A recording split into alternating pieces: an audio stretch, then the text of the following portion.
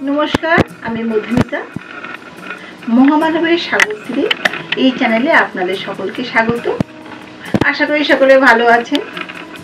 আজকে আমি যার সম্বন্ধে বলবো তিনি হলেন রামায়ণ রচয়িতা বাল্মীকি মুনি। তার সম্বন্ধে অনেকেই অনেক কিছু জানেন, তবে সবার সঙ্গে আমরা ভাগ করে নেব যাদের জানা নেই তার সম্বন্ধে কিছু কথা। প্রথম কথা বলবো, এই যে গৃহাশ্রম, গৃহটা আশ্রম, সেখানে আমাদের বিভিন্ন জন আছে, পিতা মাতা ভাই বোন আত্মীয় স্বজন, তাদের সঙ্গে একটা সম্পর্ক আছে। এই রামায়ণের মধ্যে বিভিন্ন চরিত্র, তাদের মধ্যে যে সুসম্পর্ক, সেই যে সুন্দর ধারাটা কিন্তু ভারতবর্ষে নেমে এসছে, এই রামায়ণ থেকেই শুরু হয়েছে। আমরা কি দেখেছি?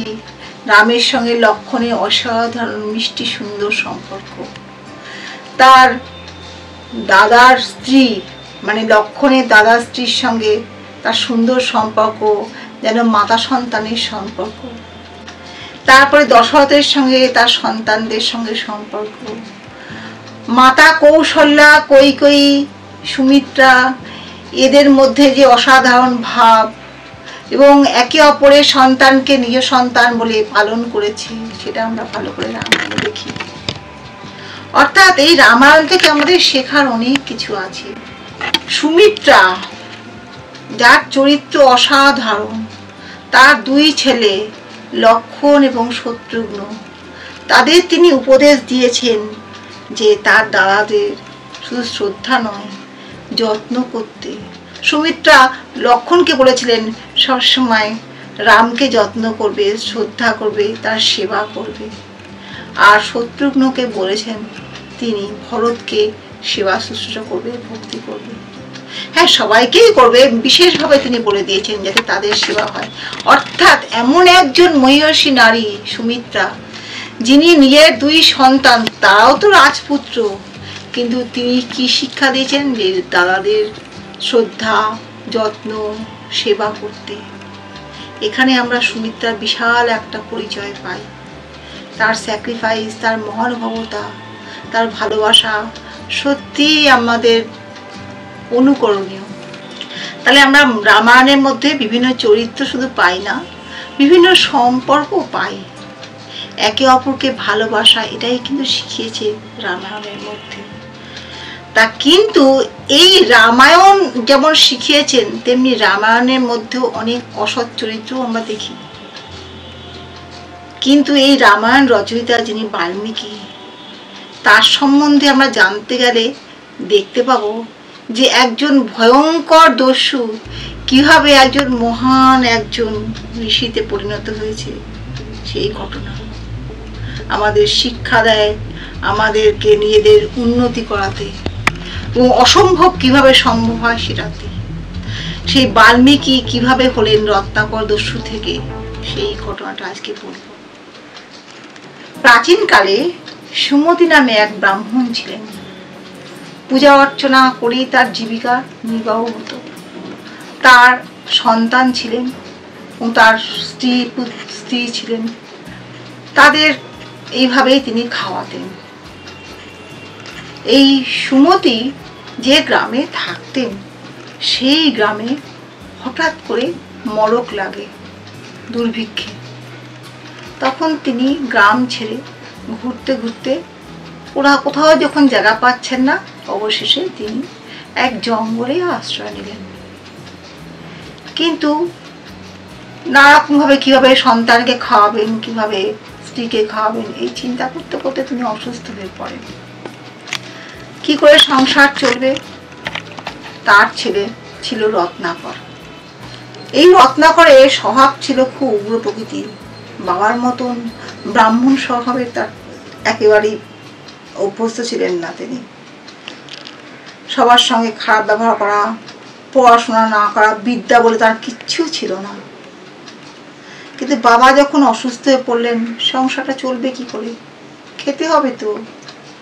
তখন তিনি খুব একটা নিম্ন পথের জীবিকা স্থির করলেন, সেটা হচ্ছে দস্যুবৃত্তি। সেই রত্নাকর জঙ্গলে লুকিয়ে থাকতেন। সেই জঙ্গলে যখন পথচারীরা আসতো, তারা যখন সেই জঙ্গল দিয়ে পার হতো, তখন দস্যু রত্নাকর তাদের কাছ থেকে সমস্ত কিছু ছিনিয়ে নিত এবং তাদের হত্যা করত। মানে শুধু ছিনিয়ে নিত না, তাদের অবশ্যই ভাবে মারত। এইভাবে দস্যু রত্নাকরের দুর্নাম জঙ্গল থেকে গ্রামে গ্রামে ছড়িয়ে পড়ল। সবাই ওই জঙ্গল দিয়ে আর কেউ পার হতে চায় না। এদিকে এই দস্যু রত্নাকরের যে এত দুর্নাম, তখন দেবর্ষীরা মনে করলেন যে তার সংশোধনের প্রয়োজন। বিধাতা পুরুষ তখন ঠিক করলেন এই দস্যু রত্নাকরকে একটা এক্সাম্পল স্বরূপ তৈরি করবেন, যাকে দেখে যারা খারাপ তারা নিজেকে সংশোধনের চেষ্টা করবেন। এই বিধাতা পুরুষের নির্দেশে সপ্তর্ষিরা সেই জঙ্গলে প্রবেশ করলেন। তারা কি করলেন? তীর্থযাত্রীদের মতো বেশ ধারণ করে সেই জঙ্গলের মধ্যে দিয়ে যেতে লাগলেন। রত্নাকর তো জানে না তার সপ্তর্ষি। সে রত্নাকর ভাবলো যে এইবার এদের কাছ থেকে ছিনতাই করে বেশ কিছু অর্থ আমি নিয়ে নেব। কাছাকাছি আসতে বিরাট হুঙ্কার দিয়ে রত্নাকর বলল, দাও সব, তোমাদের যা যা আছে সব আমাকে দিয়ে দাও। শেষবারের মতো ঈশ্বরের নাম নাও, তোমাদের আমি হত্যা করব। তখন সপ্তর্ষি মণ্ডল তার দিকে এগিয়ে এলেন। তারা সেই তীর্থযাত্রীদের বেশে। তখন তার মধ্যে ছিলেন অত্রি মুনি। তিনি বললেন, বেশ রত্নাকর, তুমি আমাদের মেয়ে, আমাদের হত্যা করো, কিন্তু তার আগে আমার দুটো কথা তুমি শুনে নাও। তাড়াতাড়ি বলো, আমার সময় নেই, তোমাদের থেকে অর্থ সংগ্রহ করে আমার বাড়ির জন্য খাদ্যের ব্যবস্থা করতে হবে। বেশ, তাই হবে। শুধু আমি তোমাকে প্রশ্ন করছি, তুমি যে এই যে দুষ্কৃতি করছো, পাপ কাজ করছো, এই পাপের কি কেউ অংশ নেবে? দস্যু রত্নাকর, কেন নেবে না? আমি স্ত্রীকে খাওয়াচ্ছি, পুত্রকে খাওয়াচ্ছি, বাবাকে খাওয়াচ্ছি, মাকে খাওয়াচ্ছি, তাই আমার পাপের ভাগিদার হবে। বলো, তাই কি? তুমি একটা কাজ করো, তুমি আমাদেরকে গাছের সঙ্গে বেঁধে রেখে দাও। এরপর বাড়ি গিয়ে তাদের গিয়ে জিজ্ঞাসা করো তোমার পাপের ভাগিদার তারা হবেন কিনা। দস্যু রত্নাকর একটা চিন্তা করলেন, বেশ তাই। তখন সেই রত্নাকর সেই মুনিষীদের গাছের সঙ্গে বেঁধে রেখে গৃহে গেলেন। রত্নাকর জনে জনে জিজ্ঞাসা করলেন তার পিতাকে, মাতাকে, স্ত্রীকে, পুত্রকে, আমি যে এই যে পাপ করে তোমাদের খাওয়াচ্ছি, তোমরা নিশ্চয়ই আমার পাপের ভাগিদার হবে। অবাক ব্যাপার। পিতা বলল, সে কি কথা? তোমার কর্তব্য পিতাকে খাওয়ানো, তুমি কিভাবে খাওয়াচ্ছ সেটা তোমার ব্যাপার, কিন্তু তোমাকে তোমার খাওয়ানোটা কর্তব্য আমাকে। তুমি খাওয়াচ্ছ, আমি কেন তোমার পাপের ভাগিদার হব? এই হয়ে মায়ের কাছেও গেল, সে মাও একই উত্তর। তারপরে স্ত্রীর কাছে গেল, স্ত্রী বলল, স্বামীর কাজ হচ্ছে স্ত্রী সন্তানকে খাওয়ানো, আমরা তোমার পাপের ভাগিদার হতে পারবো না। পুত্র তাই বলল। তখন রত্নাকর খুব দুঃখ পেয়ে সেই মুনি ঋষিদের কাছে ফিরে গেলেন এবং তাদের পায়ে পড়লেন, তাদের বন্ধন মোচন করলেন। তখন সেই অত্রি মুনি বললেন, তুমি যা পাপ করেছো একমাত্র রাম নামেই তা মোচন হতে পারে। তুমি রাম নাম জপ করো, এইখানে বসেই রাম নাম জপ করো। তখন সেই খুব মনে দুঃখ নিয়ে রত্নাকর ভাবলো, সত্যি তো, আমি কি করে উদ্ধার পাবো? এই জন্মের পরেও আমরা স্বর্গবাস আমাদের হয়, সেটা আমাদের হবে না, কিছু আমাদের করতেই হবে। এই বলে তিনি সেইখানে বসেই রামের নাম ধ্যান করতে লাগলেন। শোনা যায় রত্নাকরের মুখ থেকে রাম নাম প্রথমে বের হয়নি। প্রথমে তার মুখ থেকে মরা মরা এই শব্দটাই বেরোতে লাগলো। তো অত্রিমুনি বললেন, তুমি এই মরা শব্দ ব্যবহার করতে করতে তোমার মুখ থেকে রাম নাম বের হবে। এবার অত্রিমুনিরা চলে গেলেন। তখন সেখানে বসে সেই দস্যু রত্নাকর প্রথমে মরা মরা বলতে বলতে রাম নাম জপ করতে লাগলো। আস্তে আস্তে তার সারা গায়ে উই ঢেকে গেল, পাশের গাছগুলো শুকিয়ে গেল, মাথার প্রতি অন্য গাছ বেরিয়ে গেল মাথার পাশ দিয়ে। তাকে চেনাই যাচ্ছিল না যে তিনি একজন মানুষ। এইভাবে সেই দস্যু রত্নাকরের চারপাশে আগাছা জমে গেল, গা ভরে গেল একদম বাল্মিক মানে উই পোকা ঢেকে গেল। এইভাবে দীর্ঘদিন তপস্যার পর তিনি সিদ্ধি লাভ করেন। আর সেই বাল্মীকি তার গা ঢেকে দিয়েছিল বলেই তার নাম হলো বাল্মীকি। দস্যু রত্নাকর পরিবর্তিত হয়ে হলেন মহান ঋষি। একদিন নারদ মুনি আসলেন বাল্মীকির সঙ্গে ঈশ্বর আলোচনা করতে। এরপর বাল্মীকি মুনি নারদকে জিজ্ঞাসা করলেন, আচ্ছা, এমন কেউ কি আছেন যিনি মহৎ, যিনি মহান, যিনি দানশীল, সমস্ত গুণে গুণান্বিত? তখন নারদ মুনি বললেন, এমন লোকের সংখ্যা এখন খুবই বিরল, তবে আমি একজনের নাম করতে পারি, যিনি হলেন অযোধ্যার দশরথের পুত্র শ্রীরামচন্দ্র। তিনি হলেন একাধারে মহান, একাধারে দাতা, একাধারে বিশাল যোদ্ধা ও একাধারে তিনি স্নেহপরায়ণ একজন ব্যক্তি। এরপর নারদ মুনি রামচন্দ্রের সম্বন্ধে বেশ কিছু ঘটনা বললেন। নারদ মুনি যখন চলে গেলেন তখন বাল্মীকি মুনি সেই রামকে নিয়ে চিন্তা করতে লাগলেন। এই রামচন্দ্র যে অযোধ্যার ছিলেন, সেই অযোধ্যার পাশে গঙ্গা নদী বয়ে চলেছে, আর গঙ্গারই এক তীরে ছিল গভীর অরণ্য। অরণ্যর মধ্যে কুলকুল করে বয়ে চলেছে একটি ছোট্ট অসাধারণ সুন্দর সেই মনোরম প্রকৃতি। সেখানে যেন দেবতারাই অবস্থান করেন। এই তমসা নদীর দিকে যাচ্ছিলেন বাল্মীকি মুনি, পেছন পেছন যাচ্ছিলেন তার শিষ্য ভরদ্বাজ মুনি।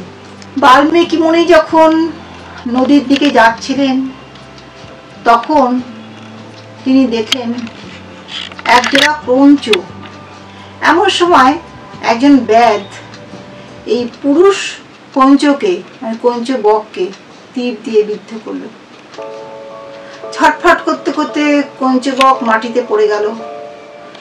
আকুল ক্রন্দন ধ্বনি শোনা যাচ্ছিল স্ত্রী কঞ্চ বকের। খালি তার পুরুষ সঙ্গীর চারপাশে ঘুরতে লাগলো আর কাঁদতে লাগলো। এই দৃশ্য ভয়ঙ্কর লেগেছিল বাল্মীকি মুনির। তিনি তখন সেই ব্যাধকে উদ্দেশ্য করে বললেন, সেটা একটা শ্লোকে আমি বলছি। তিনি যেটা বললেন সেটা হলো যে, তুমি এই যে বককে মেরে ফেললে, এর জন্য তোমাকে প্রায়শ্চিত্ত করতে হবে, তুমি এর ফল পাবে। মা নিষাদ প্রতিষ্ঠং তমগম শাশ্বতী সামা যৎ ক্রঞ্চ মিথুনা দেবাম বোধি কাম মোহিতম। অর্থাৎ, হে নিষাদ, এই জঘন্য কাজের জন্য তুই চিরকাল সমাজে নিন্দিত হয়ে থাকবি। বাল্মীকি মুনির মুখ দিয়ে শ্লোক বেরিয়ে আসলো। বাল্মীকি নিজেই অবাক হয়ে গেলেন, আমার মুখ দিয়ে এত সুন্দর শ্লোক বেরিয়ে আসলো। তিনি ভাবতে লাগলেন। ঠিক এই সময় পৌঁছালেন পিতামহ ব্রহ্মা। তিনি বললেন, বাল্মীকি, তোমার মুখ থেকে যে শ্লোক আজকে বেরিয়ে আসলো তা আমারই ইচ্ছায়। আমার ইচ্ছা তুমি রামায়ণ রচনা করো শ্লোকের মাধ্যমে। এই শ্লোক ঘরে ঘরে প্রচলিত হবে এবং মানুষ জানবে রাম এবং তার সংসারের লোকেদের সম্বন্ধে যে ভালোবাসা, সেই ভালোবাসা সেটাই পরবর্তীকালে আমাদের দেশে ছড়িয়ে পড়বে। পরিবারের একে অপরের সঙ্গে যে কি সুন্দর সম্পর্ক হতে পারে সেটাই লোকে জানতে পারবে এবং সেখান থেকেই শিখবে। প্রজাপতি ঋষি ব্রহ্মার নির্দেশ মতো বাল্মীকি মুনি রামায়ণ রচনা করতে শুরু করলেন। 24,000 শ্লোক দিয়ে তৈরি হয়েছিল রামায়ণ। ভাবা যায় কি অসাধারণ তার কীর্তি, কি কঠিন সেই রামায়ণ লেখা।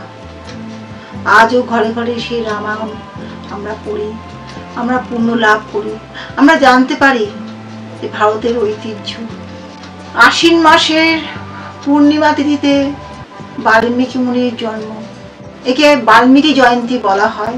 উত্তর ভারতে এই দিনে লোকেদের মধ্যে মিষ্ট বিতরণ করা হয়, একটা প্রচলন আছে আর কি। বাল্মীকি মুনির জীবন কাহিনী শুনে আমরা অনেক শিক্ষা লাভ করি, তেমনি রামায়ণ পড়েও আমরা অনেক শিক্ষা লাভ করি। মানুষ কত পরিবর্তন হতে পারে, মানুষ নিজেকে কত পরিবর্তিত করতে পারে তার প্রমাণ হচ্ছে বাল্মীকি মুনির জীবন।